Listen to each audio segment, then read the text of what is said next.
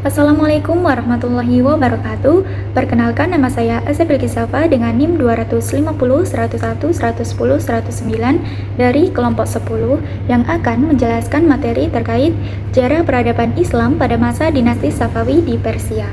Masuk ke latar belakang, setelah kejatuhan Baghdad pada tahun 1258, peradaban Islam itu mengalami kemunduran besar akibat runtuhnya kekhalifahan Abbasiyah, perpecahan wilayah menjadi kerajaan-kerajaan kecil, serta serangan Mongol yang menghancurkan pusat ilmu dan juga budaya. Namun, dunia Islam itu bangkit kembali dengan munculnya dinasti Safawi di Persia yang didirikan oleh Ismail I yang berasal dari gerakan Tarekat Safawiyah. Nah, dinasti ini itu memiliki peran penting dalam membentuk identitas Persia dengan menetapkan Syiah Imamiyah itu sebagai mazhab resmi, serta berhasil mengembangkan peradaban dalam berbagai bidang, yaitu bidang politik, ekonomi, sosial, dan juga budaya. Nah, oleh karena itu, kajian tentang dinasti Safawi ini itu penting untuk kita dapat memahami kebangkitan kembali peradaban Islam, termasuk latar belakang berdirinya, perkembangan, serta faktor kejayaan dan juga kemundurannya. Masuk ke pembahasan pertama, yaitu sejarah berdirinya dinasti Safawi di Persia. Dinasti Safawi merupakan salah satu kerajaan besar Islam yang berdiri di Persia dan berpengaruh besar dalam bidang politik, agama, dan juga budaya Islam. Dinasti ini itu muncul setelah dunia Islam mengalami kemunduran akibat runtuhnya Baghdad oleh serangan Mongol pada tahun 1258 Masehi. Nah, awal berdirinya Safawi ini itu berasal dari Tarekat Safawiyah yang didirikan oleh Safi al-Din al-Ardabili di Ardabil, Persia. Nah, pada awalnya, tarekat ini itu hanya bergerak dalam bidang dakwah dan tasawuf, tetapi kemudian berkembang menjadi kekuatan politik dan militer karena kondisi Persia yang tidak stabil. Nah, perkembangan Safawi itu semakin kuat setelah mendapat dukungan dari kelompok Qizilbash. Dengan bantuan mereka, Ismail I itu berhasil menguasai Tabriz pada tahun 1501 Masehi dan mendirikan dinasti Safawi. Nah, Ismail I ini kemudian menetapkan Islam Syiah Imam 12 sebagai mazhab resmi negara untuk memperkuat identitas kerajaan dan membedakannya dari Kesultanan Utsmani yang bermazhab Sani. Nah, dinasti Safawi itu kemudian berkembang menjadi kerajaan besar. Dalam perkembangannya, Safawi itu sering terlibat konflik dan berperang dengan Kesultanan Utsmani, terutama dalam pertempuran Kaldiran tahun 1514 Masehi. Nah, pada perang tersebut, Safawi itu kalah karena Utsmani itu memiliki teknologi senjata api yang lebih modern. Nah, puncak kejayaan dinasti Safawi itu terjadi pada masa pemerintahan Syah Abbas I. Ia melakukan reformasi pemerintahan dan militer, mengurangi pengaruh Qizilbash, serta memindahkan ibu kota ke Isfahan. Nah, pada masa ini, perdagangan, ekonomi, seni, dan arsitektur itu berkembang pesat. Kota Isfahan menjadi pusat kebudayaan Islam dengan banyak masjid, istana, dan juga karya seni Persia yang terkenal. Selain itu, masa ini, pertanian dan perekonomian dalam negeri juga mengalami kemajuan pesat. Namun, setelah masa kejayaan tersebut, yaitu memasuki akhir abad ke-17, dinasti Safawi itu mengalami kemunduran akibat lemahnya kepemimpinan, konflik internal, korupsi, dan serangan dari luar. Nah, akhirnya pada tahun 1736 Masehi, kekuatan Safawi itu berakhir setelah diambil alih oleh Nadir Shah. Nah, meskipun demikian, dinasti Safawi itu meninggalkan warisan penting, terutama dalam membentuk Iran sebagai pusat Islam Syiah, serta dalam perkembangan seni, budaya, dan arsitektur Islam. Masuk ke pembahasan kedua, yaitu perkembangan peradaban Islam pada masa dinasti Safawi. Yang pertama yaitu di bidang politik dan kemiliteran. Nah, perkembangan peradaban Islam pada masa dinasti Safawi itu mencapai puncak kejayaannya, terutama pada masa Ismail I dan juga Abbas I, yang berhasil membawa kemajuan dalam bidang politik dan militer. Nah, dalam bidang ini, dinasti Safawi itu membangun kekuasaan yang kuat dengan wilayah yang luas, serta angkatan bersenjata yang terorganisir. Nah, Ismail I ini itu menerapkan kebijakan ekspansi untuk memperluas wilayah hingga menguasai sebagian besar Persia dengan dukungan oleh pasukan Qizilbash. Ia juga memperkuat sistem pemerintahan serta menjalin hubungan diplomatik dengan negara-negara Eropa. Nah, pada masa Abbas I itu dilakukan reformasi besar dengan membentuk pasukan Ghulam yang lebih profesional dan setia kepada raja, sehingga kekuatan militer itu menjadi lebih modern dan efektif. Selain itu, ia juga menata pemerintahan secara terpusat dengan memindahkan ibu kota ke Isfahan dan membangun birokrasi yang lebih terorganisir. Nah, setelah kondisi dalam negeri stabil, Abbas I itu melanjutkan ekspansi wilayah. Pada tahun 1598 Masehi, Safawi berhasil menaklukkan Herat dan wilayah sekitarnya. Selanjutnya, pada awal abad ke-17, Safawi mampu merebut kembali Tabriz, Baghdad, Irwan, Shirwan, dan Nakshivan dari Kesultanan Utsmani. Nah, puncaknya itu pada tahun 1622. Nah, Safawi itu berhasil merebut Kepulauan Hormuz dari Portugis dan kemudian mengembangkan Bandar Abbas sebagai pelabuhan strategis. Nah, keberhasilan dalam ekspansi wilayah dalam penguasaan jalur perdagangan tersebut itu menjadikan dinasti Safawi sebagai kekuatan politik dan militer yang besar serta disegani baik di dunia Islam maupun hubungan internasional. Nah, selanjutnya yaitu perkembangan pada bidang ekonomi. Perkembangan ekonomi pada masa dinasti Safawi itu menunjukkan kemajuan yang sangat pesat, terutama dari masa Ismail I hingga mencapai puncaknya pada masa Abbas I. Nah, pada masa Ismail I, sistem ekonomi itu bersifat sentralistik, di mana negara itu mengatur aktivitas ekonomi dan mengendalikan pasar. Selain itu, ia juga mulai membangun dasar perekonomian melalui penguatan pemerintahan dan stabilitas wilayah sebagai fondasi perkembangan ekonomi selanjutnya. Nah, pada masa Abbas I, ekonomi itu berkembang pesat didukung oleh stabilitas politik dan juga keamanan. Penguasaan Kepulauan Hormuz dan perubahan pelabuhan menjadi Bandar Abbas menjadikannya jalur perdagangan strategis antara timur dan juga barat. Nah, perekonomian Safawi itu bertumpu pada perdagangan internasional, terutama pada jalur sutra.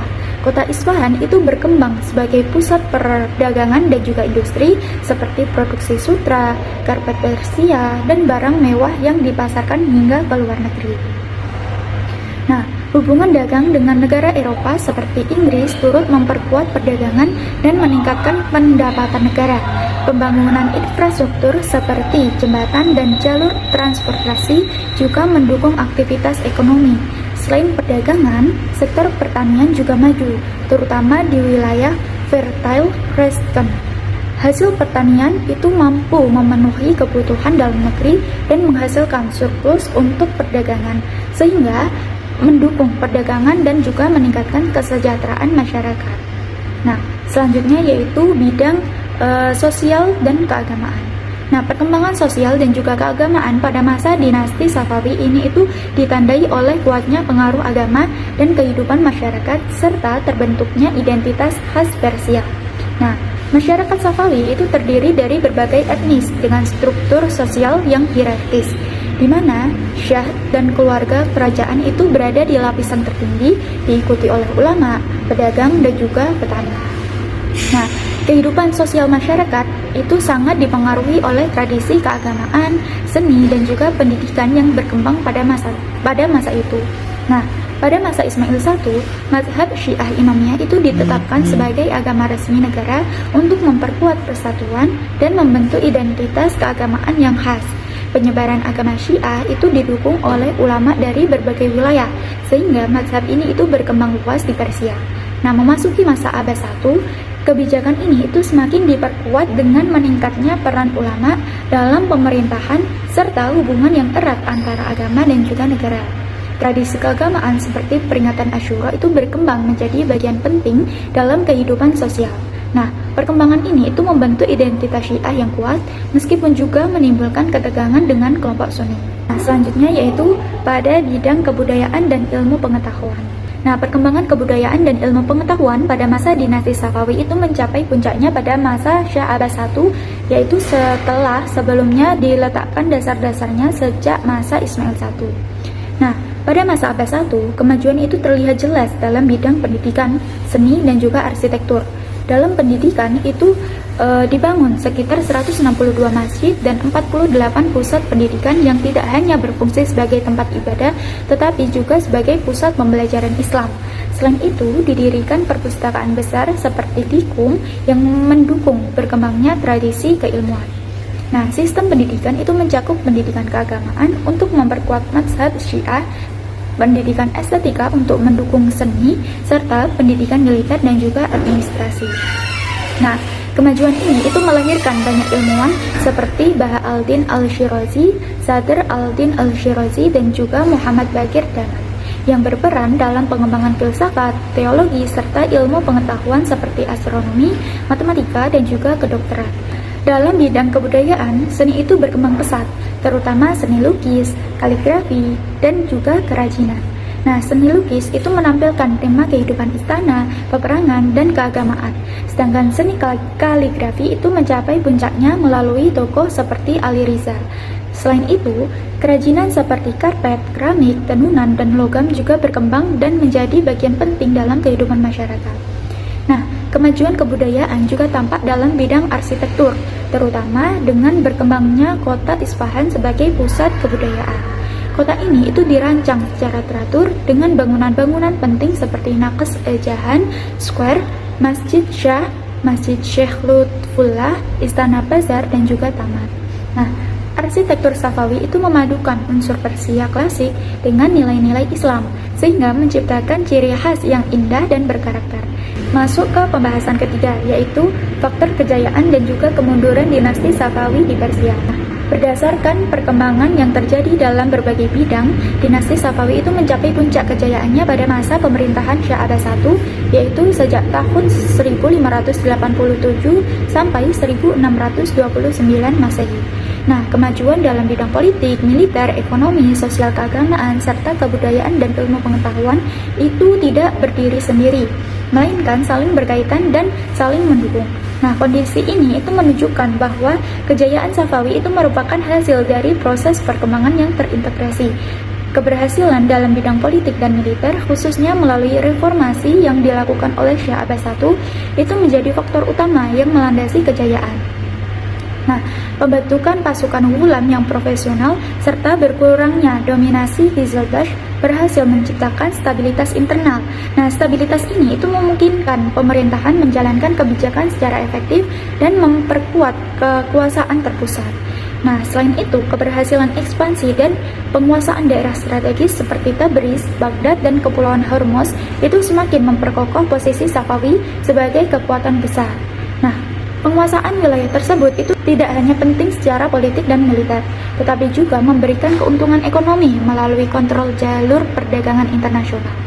Nah, di bidang ekonomi, stabilitas politik itu berdampak langsung pada kemajuan perdagangan dan pertanian. Nah, Bandar Abbas itu berkembang sebagai pelabuhan penting yang menghubungkan perdagangan antara timur dan juga barat. Sementara sektor pertanian di wilayah subur itu mampu menghasilkan surplus yang mendukung aktivitas ekonomi. Nah, hal inilah yang menunjukkan bahwa kejayaan ekonomi Safawi itu didukung oleh pengelolaan sumber daya yang baik serta keamanan yang terjaga. Sementara itu, dalam bidang sosial dan keagamaan, penetapan mazhab Syiah sebagai agama resmi negara itu berperan dalam memperkuat identitas dan persatuan masyarakat. Meskipun demikian, kebijakan ini itu membawa konsekuensi berupa ketegangan dengan kelompok lain yang menjadi bagian dari dinamika dan kejayaan tersebut. Nah, kemajuan dalam bidang kebudayaan dan ilmu pengetahuan itu juga semakin menegaskan puncak peradaban Safawi. Pembangunan pusat pendidikan dengan berkembangnya ilmu pengetahuan serta kemajuan seni dan arsitektur menjadikan Isfahan itu sebagai pusat kebudayaan yang berpengaruh. Hal inilah yang menunjukkan bahwa kejayaan masa dinasti Safawi itu tidak hanya diukur dengan kekuatan politik dan juga ekonomi, tetapi juga kemajuan intelektual dan juga kebudayaan.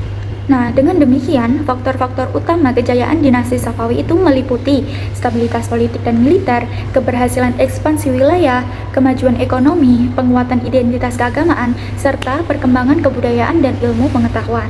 Nah, secara keseluruhan, faktor ini itu saling berkaitan dan membentuk satu kesatuan yang menjadikan dinasti Safawi itu mencapai puncak kejayaannya pada masa Syah Abbas I.